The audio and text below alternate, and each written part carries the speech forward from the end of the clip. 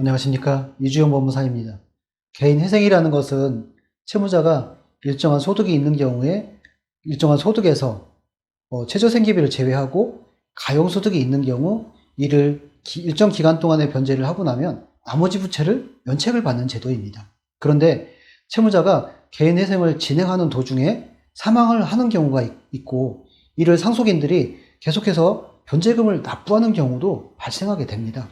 이번 시간에는 개인회생을 진행할 때 채무자가 사망을 하면 상속인이 그 금액을 납부해도 되는지 아니면 그 이후의 절차는 어떻게 되는 것인지에 대해서 알아보겠습니다.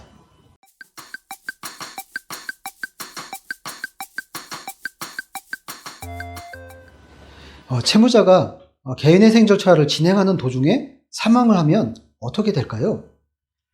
개인회생 진행 중에 채무자가 사망을 하면 개인회생 절차를 이행을 할 수가 없지요. 그거에 따른 변제계약안을 이행할 수가 없게 되는 것이죠. 따라서 이러한 경우에는 개인회생 절차가 폐지가 됩니다. 채무자의 사망 사실을 법원에 알리지 않고 변제금을 납부해도 되지 않나요? 이렇게 상속인들이 많이 물어오는데요. 상속인의 경우에는 망인의 채무자가 개인회생 변제 기간이 얼마 남지 않은 경우에 이렇게 물어오는 경우들이 많이 있습니다. 개인회생 상당 부분 절차가 진행이 되고 몇 달 변제금을 납부하면 변제 기간이 끝나게 되는 경우에 상속인들은 조금만 더 내면 면책을 받을 수 있다고 생각을 하고 그냥 납부하면 되겠지라고 판단을 해서 돈을 납부하는 경우도 상당히 많이 있는데요. 이는 허용되지 않습니다. 사례를 한번 살펴보면요. 채무자가 저희 사무소에서 상담을 통해서 개인회생 신청을 하고 인가를 받아서 변제금을 납부하고 있었습니다. 그런데 신청인의 배우자가 저희 사무실에 전화를 하셔서 신청인이 이번 달 초에 사망을 하셨습니다. 이 경우에 개인회생 변제금을 계속 납부해야 하나요? 이렇게 물어오셨고요.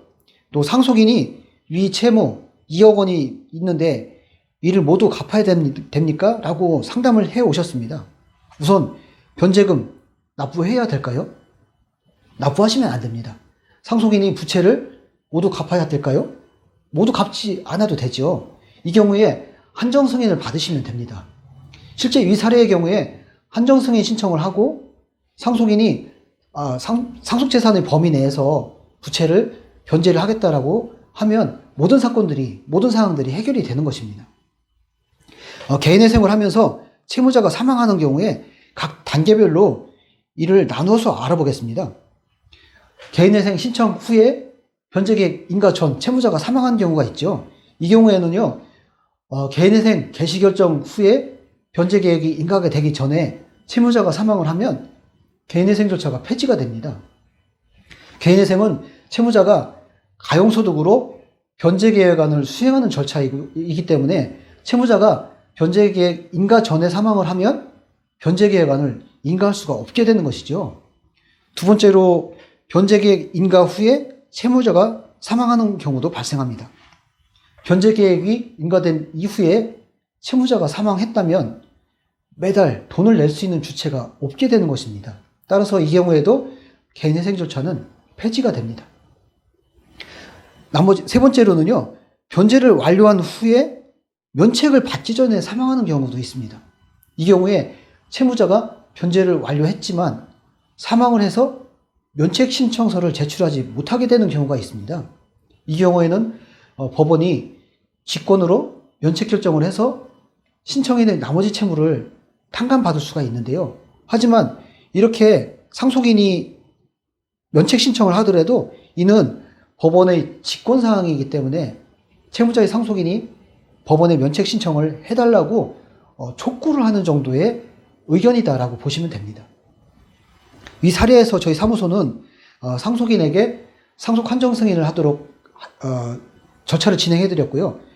개인회생 채무에 대한 채권자들도 전부 채권자 목록에 넣어서 상속 한정 승인 절차를 진행해드렸습니다. 이렇게 개인회생 절차 진행 중에 채무자가 사망을 하면 상속 한정 승인이나 상속 포기 등으로 문제를 해결해야 합니다.